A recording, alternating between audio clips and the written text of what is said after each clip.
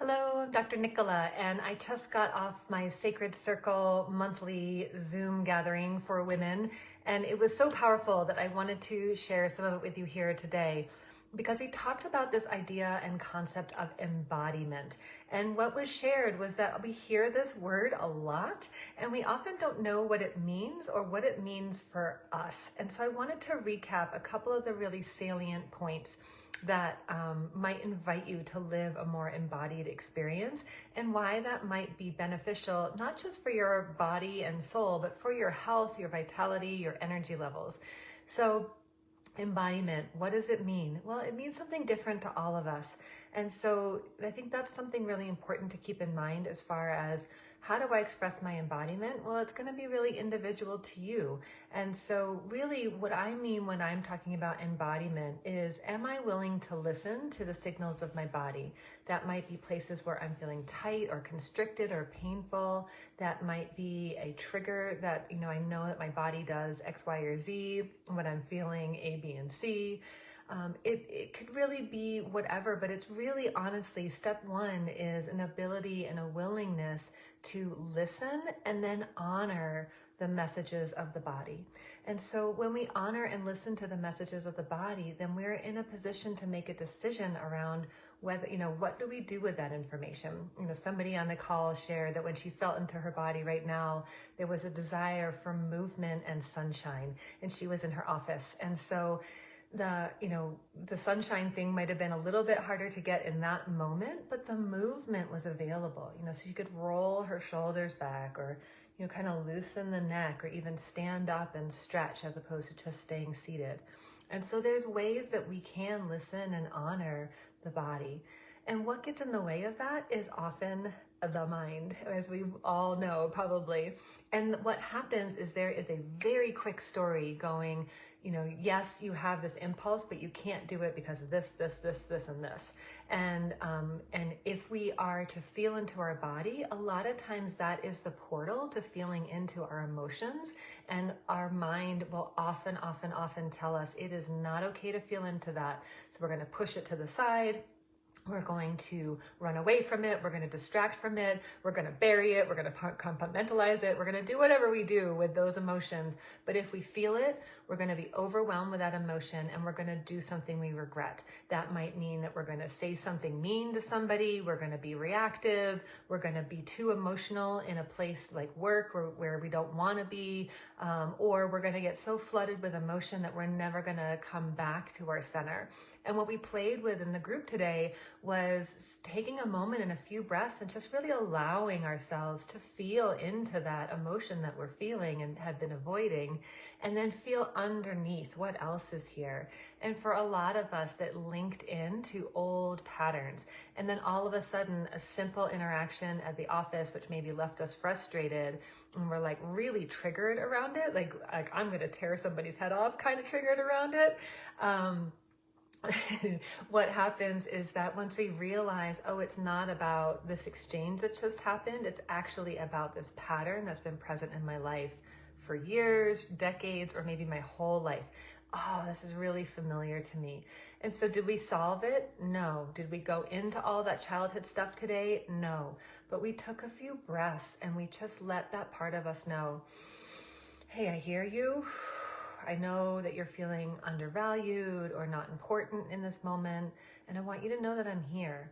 And what people noticed is that simple response actually created more relief. And so again, we're anchoring into the mind that when we touch into the body and touch into the emotions, it doesn't get overwhelming. We actually feel more ease and fluidity in the body, and that it takes a few moments. It doesn't have to be something we spend hours or days exploring. I mean, it can be, certainly that can be part of our journey, but it doesn't have to be.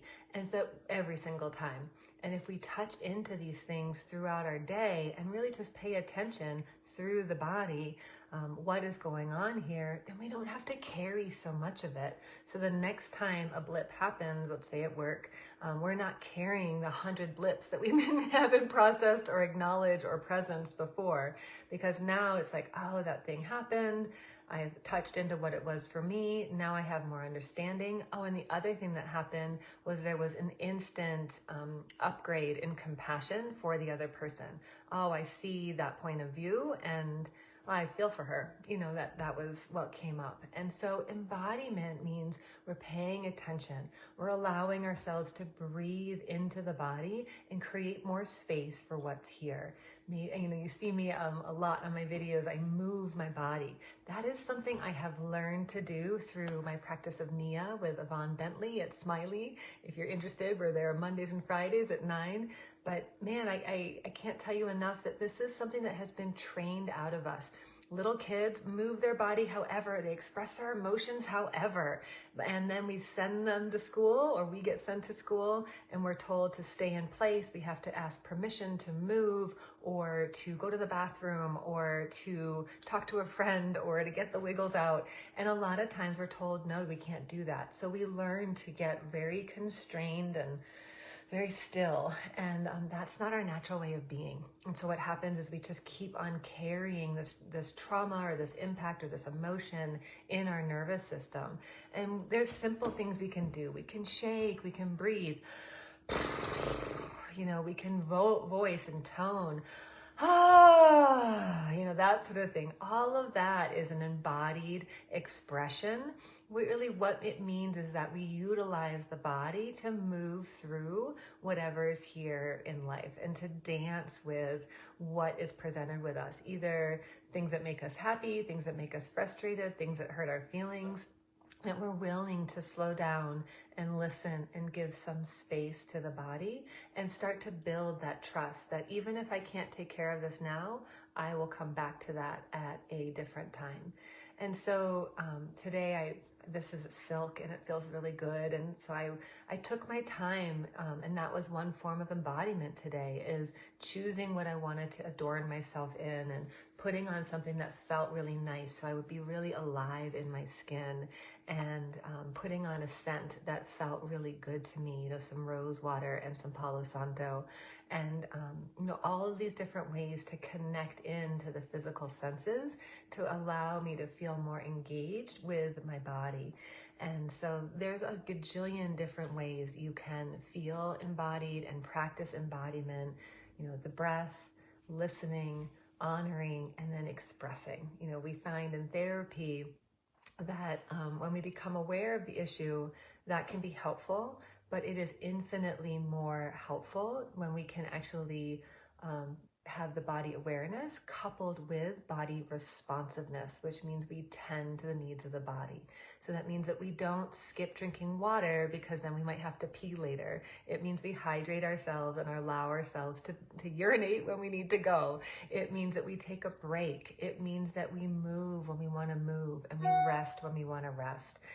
It means that we check in with the body and don't just go only on the pathway of the mind, because when our mind will tell us, oh, you've had such a big week, you're so tired, all you want to do is sit on the couch. But when you check in with the body might want sunshine. The body might want a walk. The body might want to sit by the river. The body might want to engage with some friends or something like that. Or the body might want to be alone and still. There's no right or wrong here. And that's the final piece, is that the mind wants to categorize things, right, wrong, good, bad, should, shouldn't, and the heart and the body are just an allowance of, this is just what I feel, and I chose a walk, and I walked for 4 minutes, and I realized I wanted to sit, so I turned around and I went home, but not making ourselves wrong for it. Saying no to a social engagement rather than saying yes, and not pushing ourselves through and not making ourselves wrong for it. So really stepping out of that right or wrong paradigm and allowing ourselves to be absolutely 100% okay no matter what we choose, knowing that that choice was the next step in your expansion and the highest potential in that moment. Even if it was something that you might not have chosen again, when you did choose it, it was the highest possibility, and we can keep expanding from there. Thank you so much for joining. I would love to hear in the comments what you feel when I say the word embodiment. Do you feel like, I know, yes, totally. Or do you feel like a little head scratchy? Or do you feel some contraction like, ugh, I don't want to be in this body? Let's talk about where we get stuck and help each other move through it. If you want to really dive into some embodiment practice, there is a retreat coming up June 20th through 23rd here in Durango. I will put the link in the comments, but it's the Life and Flow retreat and you can access it through my website, pureavitahealthcare.com. Thanks so much for being here. Talk to you soon.